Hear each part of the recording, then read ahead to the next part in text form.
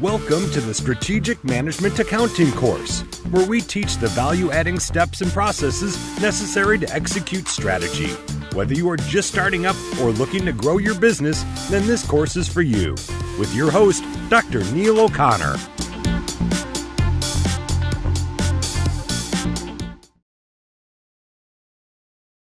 There's a lot of issues here, but let's focus on really service cost allocation, single dual rate method, budget versus actual.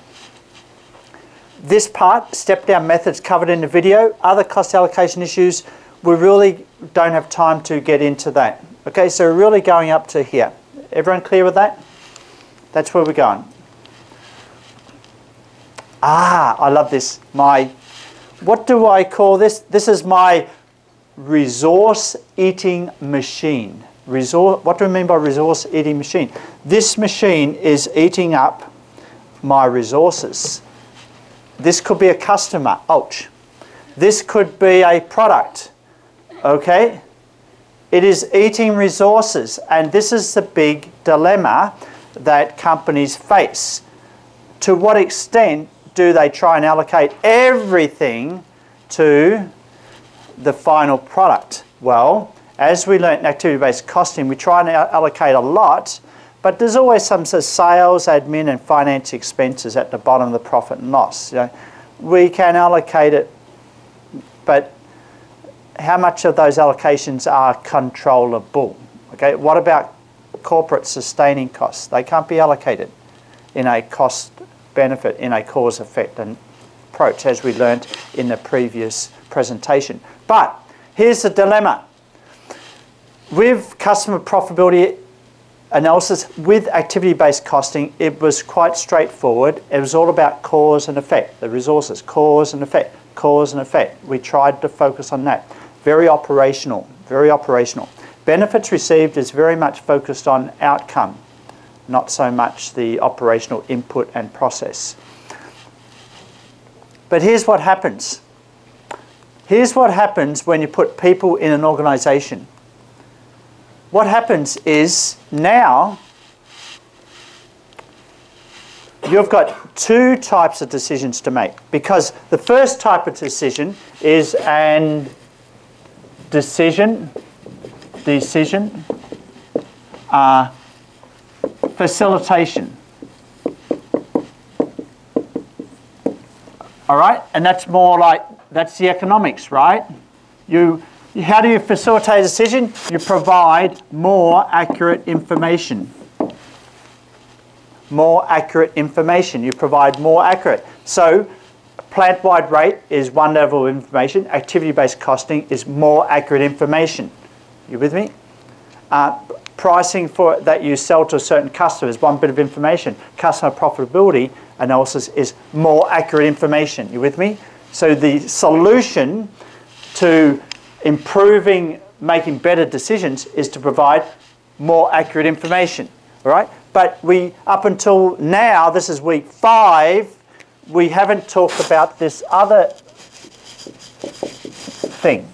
And I love this part. This is called decision influencing. Decision influencing, what's that? We haven't talked about that yet. What is that? Is that relevant?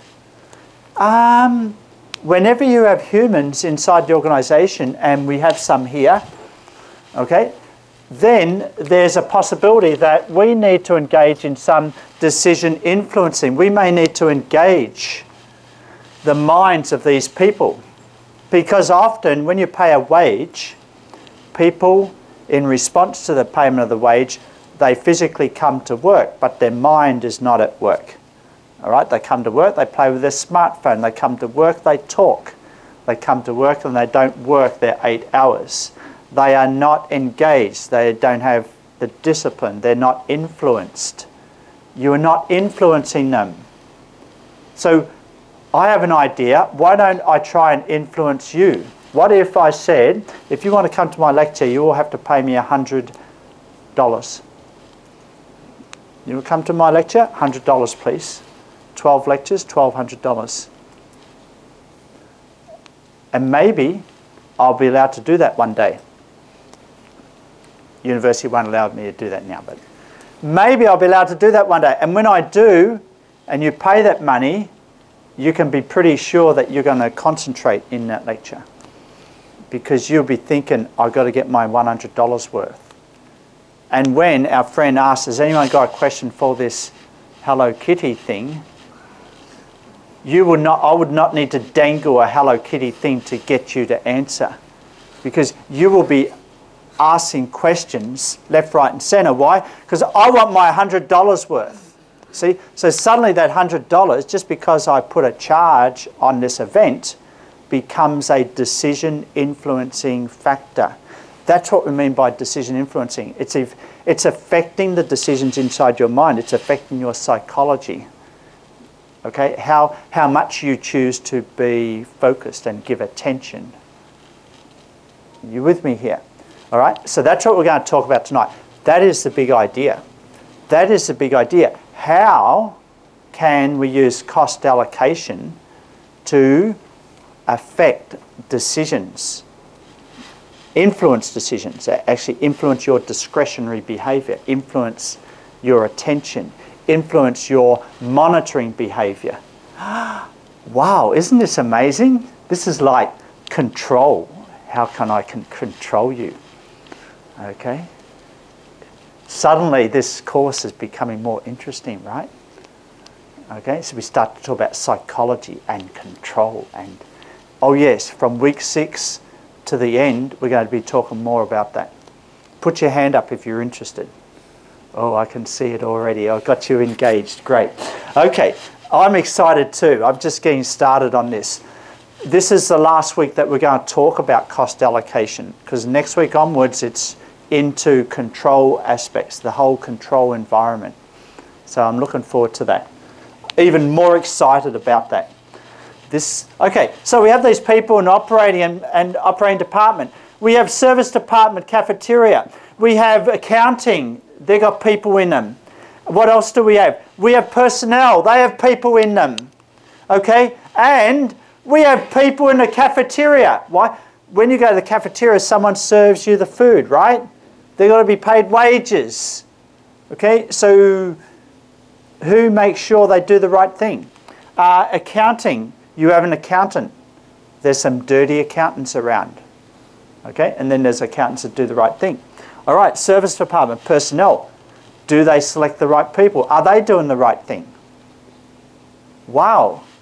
Suddenly an organisation, we thought the object was to get a more accurate product price. We thought the object was to get a more accurate customer profitability measure. That's decision facilitation. That's for decisions about, do we make or buy a product? Do we continue with a customer? All right, they're okay, they're decisions. That's what we've been looking at. But now we're looking at, is there some way that we can control these people? Okay, yes, we can use these allocations that can feed through to the final product price, but I don't think it's going to make as much difference. Okay? The big idea I want you to take away tonight is that this is not another boring allocation approach. This is a real way to control people in the organisation. Not control in a negative sense, but control in terms of creating awareness beyond your own department. And let me show you how that's done. Okay? So, notice there are different ways that we can use evaluation. But before we get on to that, tell me, in Hong Kong, what are the largest industries, the 3 largest industries in Hong Kong? Do you know what they are? Pardon? Hands up for real estate. Hands up for banking insurance. Hands up for education. Hands up for import-export trade.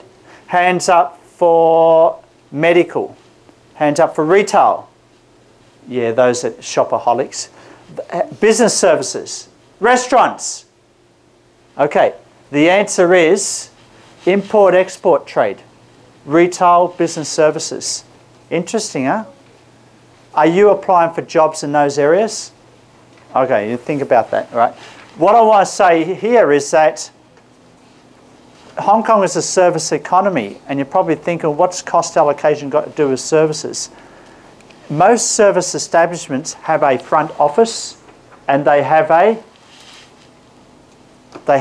front office and a back office, yes. So the front office deals with the customers, and the back office deals with the accounting, the follow-up. You with me here, right? There's two. So it's possible we can use this idea to allocate back office operations to front office profitability centers. You with me? It's not just manufacturing. Okay, so here's some more evidence about why it's important to allocate service department costs.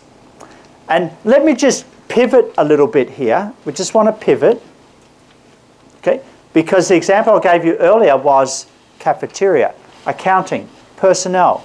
Are they really large back office operations? Are they really? Are they the largest? Probably not. What would be the largest back office operation? What do you think? What do you think? What do you think would be, you look at all the multinationals around the world, not just Hong Kong, what would be the largest expense in any of their back office operations? Pardon? Come on, louder. What is it? IT, yes. IT. IT. That is a huge expenditure. So I'm grateful that this example in the Horngren textbook looks at IT, not just cafeteria or accounting or personnel. All right? Because IT is a big elephant in the room. Let me explain to you why it's big. Because a lot of companies are unsure about whether they should keep IT in-house or whether they should outsource it. All right? Every company goes through this question. To what extent do we keep it in-house? When do we actually outsource? It's a difficult one. It's not just, oh, what are the numbers? There are lots of other factors to consider. There's quality factors. There are growth factors, just like customer profitability. You've got all these other factors here. Okay? Because there are plenty of companies out there that would like to take that service from you. Here's some reasons why IT is another big issue for these multinationals. Because it's huge. We have to allocate IT costs somehow. It's too big not to pay attention to. It's such a big investment. If we don't allocate it somehow, then people will not appreciate it. They will not value it.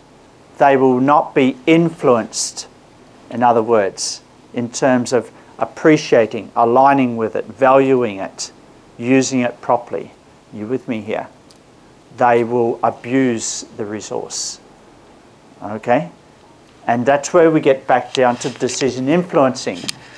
In other words, what I'm saying is IT, number one, is so large that you have to allocate. You have to allocate IT costs somehow. I'm not telling you how you should do it. I'm just saying you've got to do something. You cannot just say, oh, let's not allocate, because what will happen is people around the organisation will just run over it. They will just ask for more and more and more. Oh, can you get this software? Can you get this software? Oh, can you do this? Can you do that? And then suddenly the IT budget just balloons out of proportion. And people don't appreciate it. They're just going to complain. All right? So what most companies need to do somehow, they need to allocate somehow. Why? So we can influence. So we can influence the use of the resource. Decision influencing. That's all we're trying to do. That is the big idea tonight. Nothing else. That is the big idea. You've got this huge expense, largest back office expense of most companies around the world, large companies. And the challenge is, if you're not outsourcing it, then you need to allocate it somehow. Otherwise, people will not appreciate it and they will abuse the resource. And it's going to be like a big black hole. Money just keeps going in year after year. Okay? So we start allocation. Why? We want to influence people. Influencing can be something like just educating them. Look, this is not free. Okay? You want to use more of the resource, well, then we're going to charge you more. Okay? You create accountability. You create a stronger culture where, oh, I'm the big production department. Oh, I'm the big front office. But you're not the only department. You're not the only office. You are the big one, but you still need the IT department. Okay? So let's keep going. We can have a look at, this is what one IT manager of Motorola. Okay, there's 2,000 people in your town, and we were to divide the town's usage by 2,000, charge each one of you, then you'd likely object. If it doesn't work with power, why should it work with IT? This is the issue about how can we charge IT resources to other people in the organisation.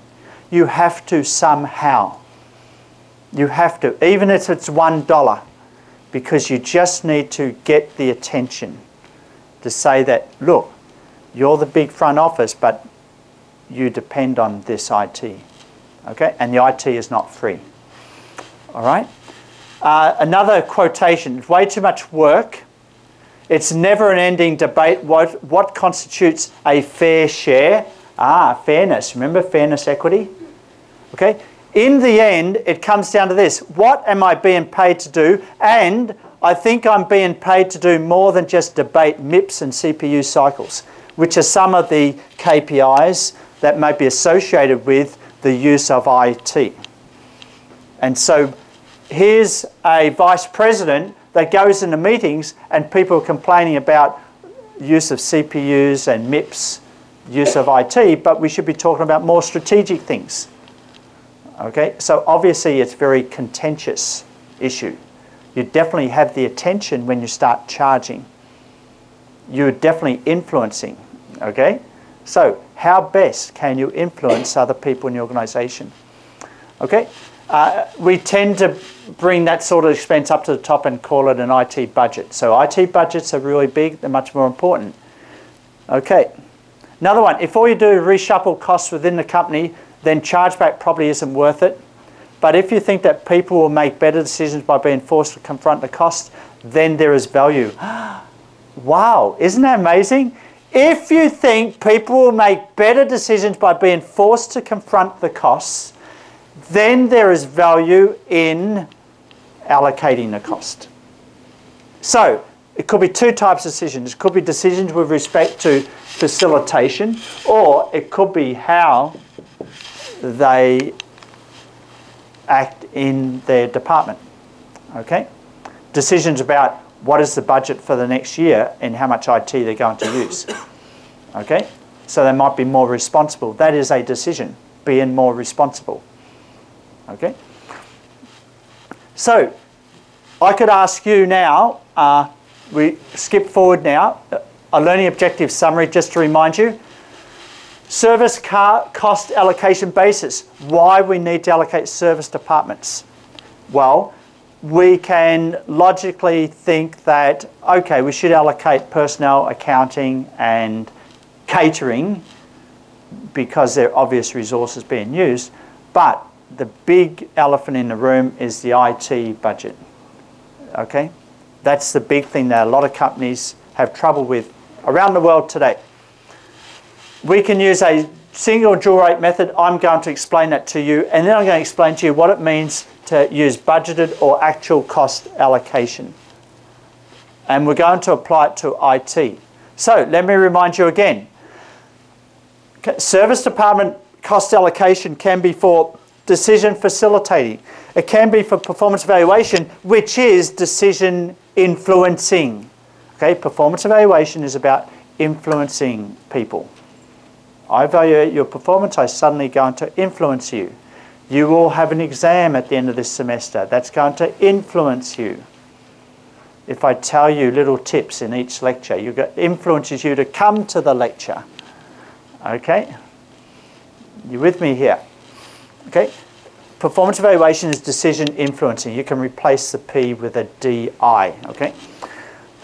Profitability determination, this is reporting. This is required by just annual reports, if you're a listed company, things like that. You need to determine the value of inventory, so that's why you need to do allocations. All right, reasons for allocating service department costs. So there are 6 here, and then I think you've got the answers in front of you.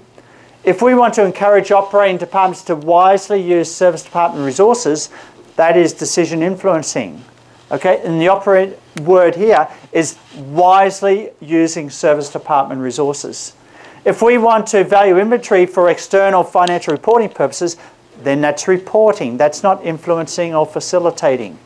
If we want to create incentive for service departments to operate efficiently, again, that's decision influencing. What do we mean by incentive to operate efficiently? By actually using the IT when only they need to use it. By actually not asking for more software than what they really need. By not requesting the technician come whenever there's just a small problem that they could actually work out themselves, by going through a PDF printout of frequently asked questions and how to solve problems. You with me here? All right? But they ring up the IT personnel, can you fix this, can you fix this? And the IT person's running around everywhere all the time, fixing the same old problem. You with me? Behaviour like that is what you can avoid, okay? By charging. Oh, IT personnel are going to come and fix something? Oh, that will be a charge of $100. Your department okay with that?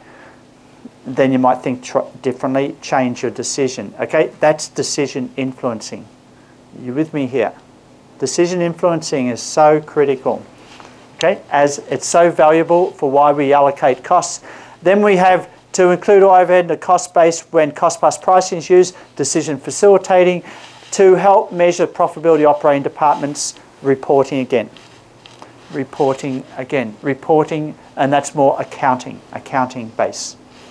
Okay, so we have our people in the organisation, and we want to influence how these people here use the resources of these people here. And just a quick reminder of what we covered last week about the benefits received and cause and effect. Fairness or equity is difficult to agree on. How do you know? Well, I showed you the quote before. This vice president goes to the boardroom and all they complain about are the different bases for allocations, when they should be talking about strategy and the whole direction of the organisation. Okay? Fairness or equity, difficult to agree on. Ability to bear raises issues related to cross-subsidisation across users of resources in an organisation. Thus, you could argue there are 3 types: benefits, cause and effect, fairness, ability to bear. But the benefits received is all about the outcome. Cause and effect is about the inputs and the processes. And I think our group that presented tonight gave a nice flowchart of that. Okay? I think, yeah, a nice flowchart going in. Okay? Cause and effect came first, benefits received came at the end. So I can ask you, with all these service departments, what are the allocation bases for this? So, did you want to spend just 60 seconds to see how many of these you can match with the service department? I'll give you 60 seconds, I'm serious. Starting from now, go. You got time, you're under pressure. What did you do when you're under pressure? Did you just start? How many of you just started at the top and went down? Where did you start? How many of you started with the easiest ones? Yeah, that's what you should do. Focus on the easy ones.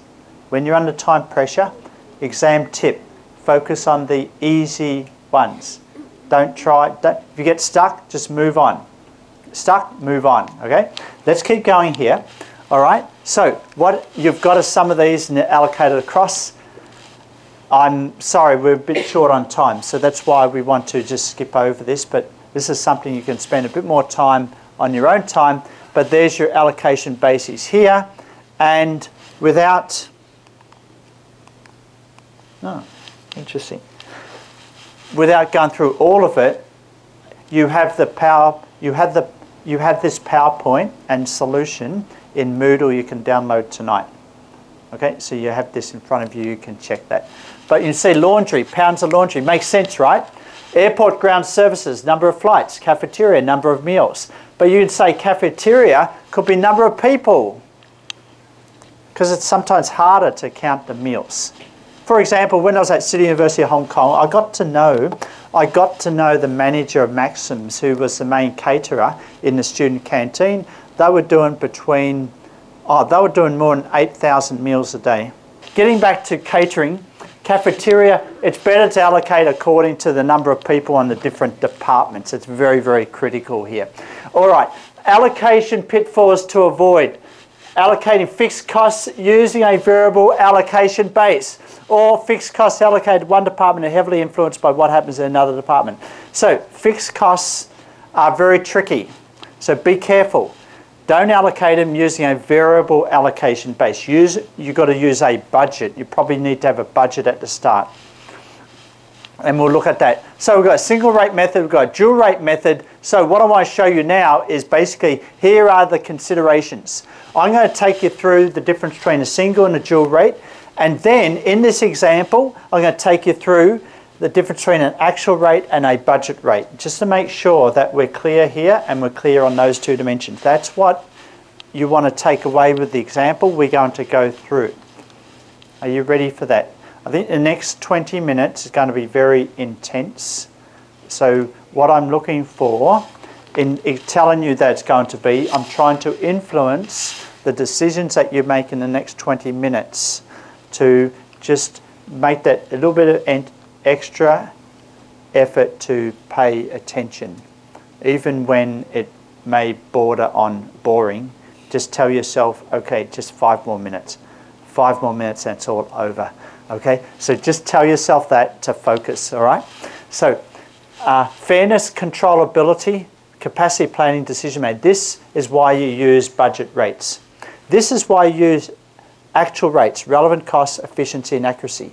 You're trying to use, this is why you use dual rates, so you can get more accurate costs, more efficiency and more accuracy.